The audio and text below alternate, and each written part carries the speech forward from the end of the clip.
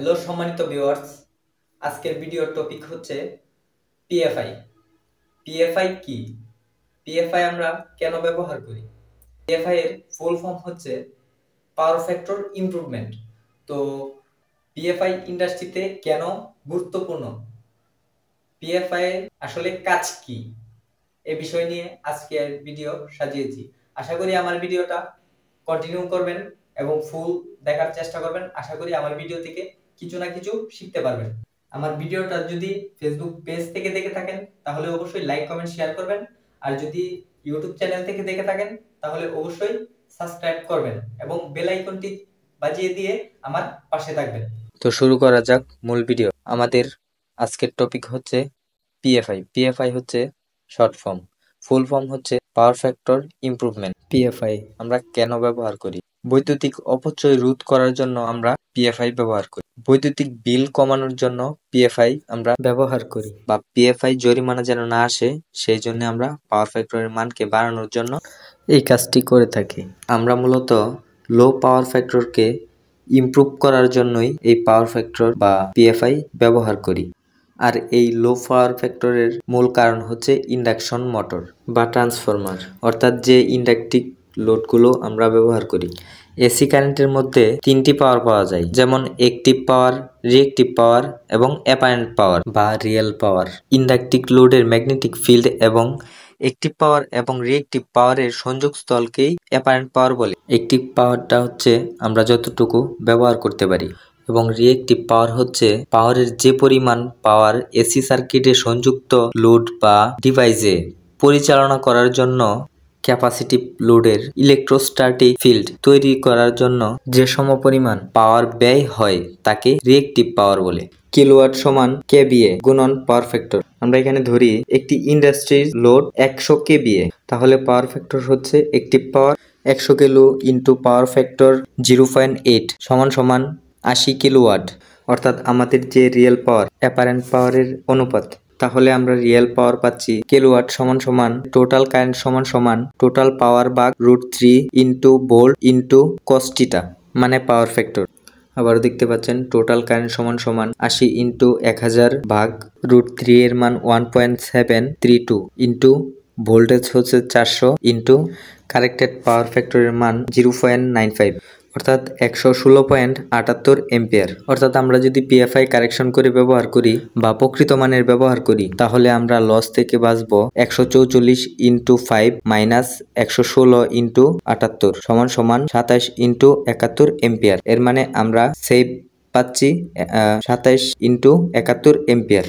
তাহলে আমাদের total load কি পরিমাণ ইউজ হচ্ছে সেটা বার করার জন্য অঙ্কের মাধ্যমে দেখিয়ে দিচ্ছি, দেখে নিন। টোটাল লোড সমান সমান √3 into voltage 400 into current 27.71 into power factor 0.95 সমান সমান, অর্থাৎ কারেন্ট 18.98 কিলোওয়াট। অর্থাৎ আমাদের কারেন্ট কম ব্যবহৃত হচ্ছে 27.71 এম্পিয়ার এবং আমাদের পাওয়ার কম ব্যবহৃত হচ্ছে 18.98 কিলোওয়াট। তাহলে আমাদের অ্যাকচুয়াল লোড হচ্ছে 80 কিলোওয়াট। আমরা অ্যাকচুয়াল লোড ব্যবহার করতে পারছি 80 মাইনাস 18 ইন্টু 98 কিলোওয়াট, অর্থাৎ সমান সমান 61.02 কিলোওয়াট আমরা ব্যবহার করতে পারছি। যদি আমরা পাওয়ার ফ্যাক্টর একুরেট ব্যবহার করি তাহলে আমাদের পাওয়ার ফ্যাক্টর ব্যবহারে কোম্পানি কিভাবে লাভবান হচ্ছে? আমাদের পাওয়ার ফ্যাক্টর ব্যবহারে লাইন কারেন্টের মান কমে যাচ্ছে, লাইনে কারেন্টের মান কমে যাচ্ছে, ফলে কন্ডাক্টর বা তারের সাইজ কমে যাচ্ছে, অল্টারনেটর ট্রান্সফরমারের ভোল্টেজ ড্রপ কমে যাচ্ছে, ফলে আমাদের গ্রাহক প্রান্তে কাঙ্ক্ষিত মানের ভোল্টেজ পাওয়া সম্ভব হচ্ছে। পাওয়ার ফ্যাক্টরের মান বৃদ্ধির জন্য আমরা 3 ধরনের ইকুইপমেন্ট ব্যবহার করে থাকি। স্ট্যাটিস ক্যাপাসিটর বা পাওয়ার ক্যাপাসিটর ব্যবহার করি, ক্যাপাসিটর ব্যাংক, পিএফআই প্ল্যান্ট বা পিএফআই প্যানেল। এটি সবচেয়ে বেশি ব্যবহার করা হয়। এটি ইনস্টল করা সুবিধাজনক, এটি মেনটেনেন্স করা সুবিধাজনক, সেই জন্য আসলে এই পিএফআই প্যানেল বা পিএফআই প্ল্যান্ট খুব বেশি জনপ্রিয়। এখন আমরা যদি একটা পিএফআই প্যানেল যদি তৈরি করতে চাই তাহলে আমরা কিভাবে করব? পিএফআই প্যানেলে সবচাইতে গুরুত্বপূর্ণ ভূমিকা পালন করে পাওয়ার ক্যাপাসিটর, আর এই পাওয়ার ক্যাপাসিটরকে কন্ট্রোল করার জন্য ব্যবহার করা হয় পিএফসি রিলে। আর এই পিএফসি রিলে থেকে পাওয়ার আসে, কন্টাক্ট ধরে ছাড়ে, বা ক্যাপাসিটরকে কতটুক লোডের জন্য কতটুক ক্যাপাসিটর ধরাতে হবে সেটাই সিলেক্ট করে পিএফসি রিলে। এবং প্রোটেকশন করার জন্য ব্যবহার করা হয় এইচআরসি ফিউজ অথবা সার্কিট ব্রেকার। আরো একটা কথা বলে রাখি, মেইন ইনকামিং এর জন্য পিএফআই প্যানেলের ইনকামিং এর পয়েন্টের আগেই আমরা একটা ব্রেকার ইউজ করতে পারি। এতে আমাদের মেইনটেনেন্স এর জন্য সুবিধা হয়। কারণ এইখানে দেখতে পাচ্ছেন যে আমি কাজটা করতেছি, তো এইখানে পিএফআই প্যানেল তৈরি করা হয়েছে ঠিক আছে, কিন্তু ব্রেকার ইউজ করা হয় নাই, যার ফলে আমাদের নতুন করে আবার ব্রেকার লাগাইতে হয়েছে। এখানে 150 কেভিএর ট্রান্সফরমারের জন্য 90 কেভিএ একটা পিএফআই নষ্ট হয়ে যাওয়ার কারণে আমরা রিপেয়ারিং করার চেষ্টা করতেছি। তো এইখানে 150 কেভিএ ট্রান্সফরমার থেকে সরাসরি প্যানেল বোর্ডে পাওয়ার আসছে এবং পাওয়ার থেকে সরাসরি পিএফআই দেওয়া, যার ফলে আমাদের নতুন করে আবার ব্রেকার ইউজ করে আমরা কাজটা করার চেষ্টা করি। পিএফআই এর মান কমে যাওয়ায় প্রতি মাসে পিএফআই এর জরিমানা চলে আসছে প্রায় 30-35 হাজার। তো এই পিএফআই এর মান বাড়ানোর জন্য আমাদের আগে ক্যালকুলেশন জানতে হবে। উদাহরণস্বরূপ আমরা ধরি একটি ইন্ডাস্ট্রিতে লোড আছে 100 কেভিএ। সাধারণত পাওয়ার ফ্যাক্টর উন্নত করতে ট্রান্সফরমারের কেভিএ রেটিং এর 60% মানের ক্যাপাসিটর ব্যাংক স্থাপন করা হয়। ক্যাপাসিটর ব্যাংক অথবা পিএফআই সমান সমান 100 কেভিএ ইন্টু 60% সমান সমান 60 কেভিএ, অর্থাৎ cos θ সমান সমান পাওয়ার ফ্যাক্টর। আমরা যদি একুরেট পিএফআই ব্যবহার করতে চাই, অর্থাৎ প্রকৃত মানের 0.95 রেখে ব্যবহার করতে চাই, তাহলে আমাদের সূত্র হচ্ছে কিলোওয়াট গুণ tan θ মাইনাস tan θ 2, অর্থাৎ tan θ হচ্ছে আমাদের যে মানটা এখন আছে আর tan θ 2 হচ্ছে আমরা যে মানটা উন্নীত করতে চাই। উদাহরণস্বরূপ আমাদের একটি ফ্যাক্টরিতে 0.70 ল্যাগিং পাওয়ার ফ্যাক্টর চলছে, এর মান 0.95 ল্যাগিং পাওয়ার ফ্যাক্টরে উন্নীত করতে কত মানের ক্যাপাসিটর ব্যাংক স্থাপন করতে হবে? আমরা জানি কেভিআর সমান সমান kilowatt tan θ by minus tan θ সমান সমান 80 ভাগ tan θ 45 into 57 minus tan θ 18 into 19। PFI এর মান ছিল 0.70, তো আমরা ক্যালকুলেশন করে এখানে পাই 55.32 কেভিআর, অর্থাৎ 80 থেকে যদি আমরা 0.95 উন্নীত করি তাহলে আমাদের রেটিং হচ্ছে কিলোওয়াট 80। tan θ পিএফআই এর রেটিংটা যদি ইনস্টল করতে চাই সেটির মান হচ্ছে 80 কিলোওয়াট, 36.86 মাইনাস tan 18.19 অর্থাৎ 33.6 কেভিআর। অর্থাৎ আমরা যদি এই রেঞ্জের পিএফআই ব্যবহার করি তাহলে আমাদের কাঙ্ক্ষিত মান 0.95 থেকে 99 পর্যন্ত পাওয়া যাবে। এখানে আমরা 5 কেভিআর থেকে 25 কেভিআর পর্যন্ত কি কি মালামাল সেট করতে হবে সেগুলো নিয়ে আমরা একটা আকারে দিয়ে দিয়েছি, আপনারা চাইলে স্ক্রিনশট দিয়ে রাখতে পারেন, পরবর্তীতে আপনাদের কাজে আসতে পারে। এখানে দেওয়া আছে পাওয়ার ক্যাপাসিটর কত হবে, ম্যাগনেটিক কন্ট্যাক্ট কত হবে এবং এইচআরসি ফিউজ কত হবে, এগুলো সব এই স্ক্রিনশটে দেওয়া আছে। আচ্ছা, আমাদের একটা পিএফআই যদি প্রবলেম হয় তাহলে আসলে আমাদের বিলেই চলে আসবে যে পিএফআই জরিমানা যদি আসে সেক্ষেত্রে আমরা কি করতে পারি? প্রথমে আমরা ক্যাপাসিটরগুলো মাপতে হবে। মাপার আমরা দুইটা পদ্ধতি অবলম্বন করতে পারি, একটা হচ্ছে ক্লিপ অন মিটার দিয়ে এম্পিয়ার চেক করে, আরেকটা হচ্ছে সাধারণ ক্যাপাসিটর যেভাবে মাপি ঠিক সেম। তবে এখানে পিএফআই ক্যাপাসিটরের লাইন 1, লাইন 2, লাইন 3 তিনটা পয়েন্ট আছে, তিনটায় আড়াআড়ি ভাবে মাপতে হবে। কোনোটাতে যদি কম ইউএফ দেখায় তাহলে আমাদের ক্যাপাসিটর নষ্ট বলে গণ্য হবে। ক্যাপাসিটর কিভাবে ক্যালকুলেশন করবেন? এই যে দেখতে পাচ্ছেন যে আমি ক্লিপ অন মিটার দিয়ে মাপতেছি, এখানে দেখাচ্ছে 130.5, তো এটাকে আমি কেভিআরে কনভার্ট করব। কেভিআরে কনভার্ট করতে হলে 130 ভাগ 8.4, তাহলে আমাদের কেভিআরটা বেরিয়ে আসবে। দেখতে পাচ্ছেন যে আমার এই ক্যাপাসিটরটা 15 কেভিআরের। ক্যাপাসিটর মাপার আরেকটি পদ্ধতি হলো পিএফআই রানিং অবস্থায় ক্যাপাসিটরের 3 ফেজেই কোনোটাতে যদি এম্পিয়ার কম শো করে তাহলে ক্যাপাসিটর নষ্ট বলে গণ্য হবে, আর যদি এম্পিয়ার কম বেশি না দেখায় তাহলে ক্যাপাসিটর ঠিক বলে গণ্য হবে। আরো একটা কথা বলে রাখি, যদি অয়েল টাইপ ক্যাপাসিটর হয় তাহলে অবশ্যই ডিসচার্জ করে ক্যাপাসিটর মাপার চেষ্টা করবেন, নয়তোবা আপনার যত্নের মিটারটা নষ্ট হয়ে যাবে। আচ্ছা, আমরা তো দেখলাম যে পিএফআই ফ্যাক্টরিতে প্যানেল বোর্ডের মাধ্যমে কিভাবে কন্ট্রোলিং করে আমরা পিএফআই ইউজ করতে পারি। তবে এইখানে আমরা যারা গ্রামে অবশ্যই দেখেছেন যে রাইস মিল চালানোর জন্য পিএফআই ইউজ করে, তো সেইটা কিভাবে? ওইখানে কিন্তু পিএফআই প্যানেল ব্যবহার করা হয় না, শুধু সিঙ্গেল পিএফআই ক্যাপাসিটরের মাধ্যমেই কন্ট্রোলিং করে দেওয়া হয় সরাসরি ডাইরেক্ট ক্যাপাসিটর। তো সরাসরি ডাইরেক্ট ক্যাপাসিটর ক্যালকুলেশনটা আমরা কিভাবে করতে পারি তো সেটাই আমি দেখানোর চেষ্টা করতেছি, আপনারা আশা করি মনোযোগ সহকারে দেখবেন।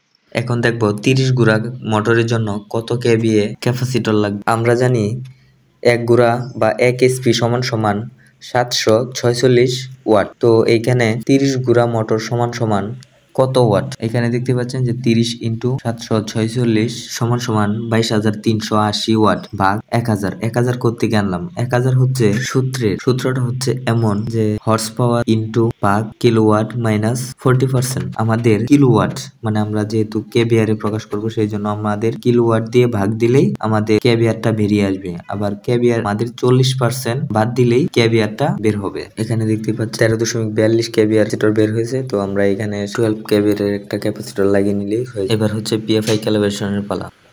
আমরা একটা পুরো পিএফআই প্রবলেম ছিল, আমরা পুরো ফুল সার্ভিস করলাম, অর্থাৎ নতুন করে ওয়ারি করলাম। এখন আমরা ওগুলা সাইন দিয়ে দিল টেস্টিং এর জন্য আমরা এখন পাওয়ার দিলাম।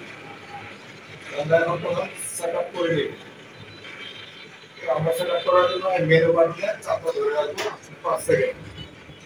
ধরলে আমাদের এই পাওয়ার এখান থেকে চলে আসলো এইখানে লাইটটা, অর্থাৎ আমাদের 1 নম্বরে আছে টার্গেট, অর্থাৎ আমাদের কত নম্বরে সর্বোচ্চ কত পিএফআই টার্গেট আমরা চাই।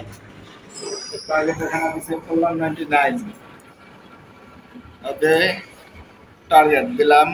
এরপরে হচ্ছে কত সেকেন্ড পর পর আমার কন্টাক্ট ধরবে ছাড়বে প্রয়োজন হলে। সাপোজ এখন কন্টাক্ট ধরে আছে আমার 2টা, আরও একটা দরকার ক্যাপাসিটর, লোড একটু বেশি, তখন সে 30 সেকেন্ড সময় নেবে যে সেট আপটা করা আছে। কিন্তু আমি 30 সেকেন্ড দিব না, একটু শর্ট টাইমে দিব। এই জন্য আমরা দিব 15 সেকেন্ড। দিলাম 15 সেকেন্ড, অর্থাৎ 15 সেকেন্ড পর সে ধরবে। আবার যখন অতিরিক্ত ক্যাপাসিটর ধরা হয়ে যাবে, লোড কমে যাবে, তখন 15 সেকেন্ড পরে আবার সে কাট করবে। দিলাম। আমাদের এখানে কত ভোল্ট ম্যাক্সিমাম হইলে এই পিএফআইটা শাটডাউন হয়ে যাবে? ম্যাক্সিমাম এখানে দেওয়া আছে 440 ভোল্ট। আমি একটু বাড়াই দিলাম, 450 ভোল্ট দিয়ে দিলাম, কারণ 450 ভোল্টের উপরে উঠলে সে কাট করবে, এর আগে নয়। এরপর আমাদের কত স্টেজ ধরবো আমরা টোটাল? এখানে এই রিলেটা হচ্ছে 12 স্টেজের, যদিও কিন্তু আমরা 7টা স্টেজ ইউজ করব, আর বাকি 5টা আমাদের ইউজ করব না, কারণ আমরা অত বড় পিএফআই তৈরি করি নাই। এখানে মাত্র 90 কেবিআর একটা পিএফআই 7টা স্টেজ দিয়ে আমরা করে নিছি। আচ্ছা, যাক, অনেকক্ষণ কথা বলার কারণে সে নিজে আবার ওখানে চলে গেছে। তো আমাদের টার্গেট গেল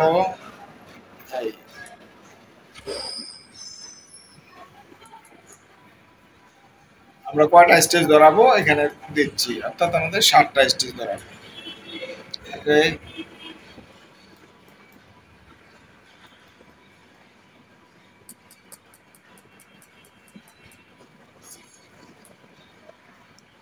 এখানে আমাদের সিটিতে আছে মাইনাস পয়েন্ট আছে। আমরা যখন এরকম মাইনাস পয়েন্ট থাকবে, সিটির 2টা তার পিছন থেকে এই দিকে আসো, এটা হচ্ছে সিটি পয়েন্ট। এই সিটি পয়েন্টের 2টা তার চেঞ্জ করে দিব, এই পাশেরটা এই পাশে দিব, এই পাশেরটা এই পাশে দিব, তখন আমরা ওখানে পয়েন্ট মাইনাস থেকে প্লাসে চলে আসবে। যাই হোক, আমি এখন ম্যানুয়ালি অপারেট করছি, আমার কন্ট্যাক্টগুলো ঠিক মতো ধরে কিনা। ম্যানুয়ালি আনার জন্য এই ম্যানুয়াল রানিং এর জন্য আমি এখানে আনলাম। 1 নম্বরে চাপ দিলাম, একটা ক্যাপাসিটর ধরবে, একটা কন্ট্যাক্ট আমরা ধরতে প্রথম কন্ট্যাক্টের সাথে আমার এই 1 নম্বর ইন্ডিকেটর তো চলে গেল। এখানে হচ্ছে 2 নম্বর কন্ট্যাক্ট আমাকে ধরছে, 2 নম্বর ইন্ডিকেটর চলে গেল। 3 নম্বর কন্ট্যাক্ট করলো, ইন্ডিকেটর চললো। 4 নম্বর কন্ট্যাক্ট করছে, 5 নম্বর কন্ট্যাক্ট করছে, 6 জীবন মিটারটা বলবো 30 এম্পিয়ার চলছে। পিএফআই বন্ধ করার সাথে সাথে আপনার এম্পিয়ার কত গেছে দেখছেন? 53 54। মানে হচ্ছে আপনাকে সে 30% এর মতো প্রায় আপনাকে বিদ্যুৎ বিল সাশ্রয় দিচ্ছে। এই যে এখন চলতেছে কত 60 59 এরকম সামথিং।